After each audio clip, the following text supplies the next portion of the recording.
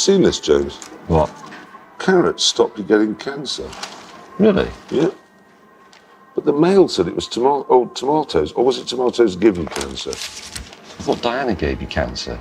Or was it house prices? No, immigrants do house price. I get confused.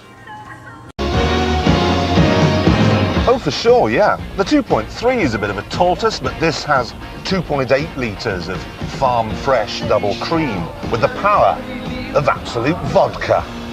It gets from 0 to 60 in 7.5 seconds and does 145 miles an hour. That's fast enough to keep Diana ahead of the paparazzi.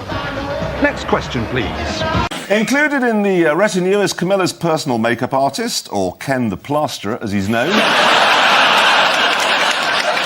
Some of the US press have been scathing about the fact that Camilla is approaching 60. That's nothing. Diana was approaching 120 when she went into that tunnel.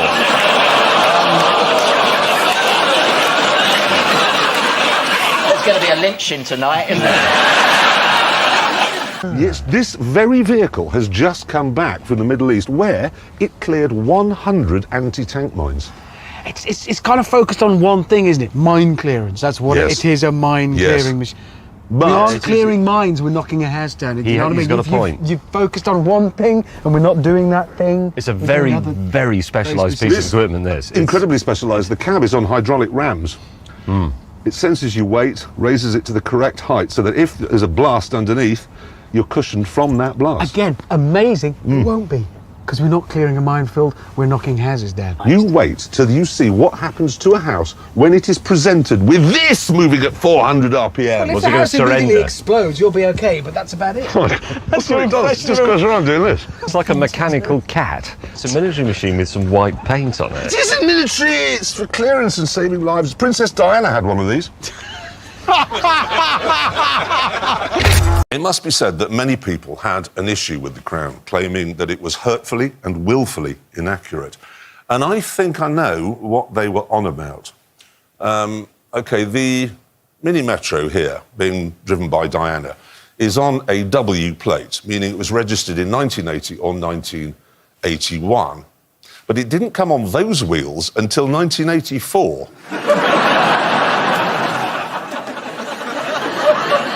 And that was just the tip of the iceberg, OK?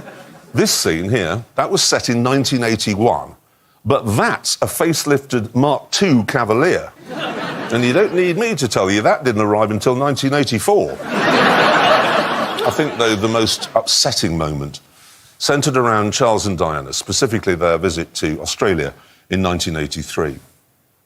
Because that's a Jaguar XJ40 in the background. And that came out in 1986. Will Top Gear go back to the way it was? Is it still just going to be three normal blokes cocking about and arguing? I mean, it is actually a problem, really, because obviously one of us blokes has now become Princess Diana. It's tricky. No, he really has. However, Princess Diana himself has said quite explicitly that he just wants to come back onto a show that was the way it was back in the summer. Exactly. He said, please don't make any changes, please. Yeah, he actually said explicitly, for Pete's sake, don't make a big fuss. Absolutely. So, it gives me really great pleasure, because I didn't think I'd ever be saying this at one point. Ladies and gentlemen, would you please welcome Richard Hammond!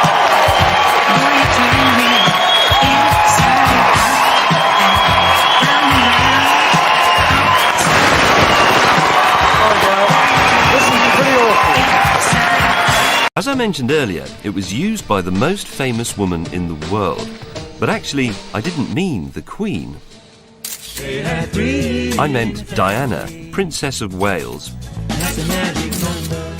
Here she is on her honeymoon. And other royals borrowed it as well. Here's Prince Edward attacking a tree. Charles and Camilla at Hunt. That was in 1979. If cars could talk. We all know that Princess Anne is a bubbling spring of brilliance. She's smart. No, she is. She's smart. She's funny. She's a former Olympian. She's been nominated for a Nobel Prize, and she's bloody hard-working. But what everyone seems to have forgotten, and this is right up Channel 5 street, is how incredibly hot she was. I mean, come on, I know a lot of people fancied Diana, but Diana didn't have a Reliant scimitar. You know, I'm slightly amazed that someone like Princess Diana is being discussed in this series. I mean, I'm sure she was a very lovely lady, but she's not really in the same class as Brunel. And John Lennon, I am the Eggman, I am the Walrus. Quite. And then there's William Shakespeare, a man who's brought stupefying boredom to the classroom for 400 years. Let me put it this way.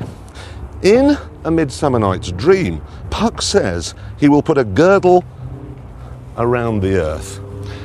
Shakespeare wrote about it, but Brunel, with his bridges and his ships and his trains, he actually did it. Greatest Britain ever? I'm absolutely sure of it. Good night.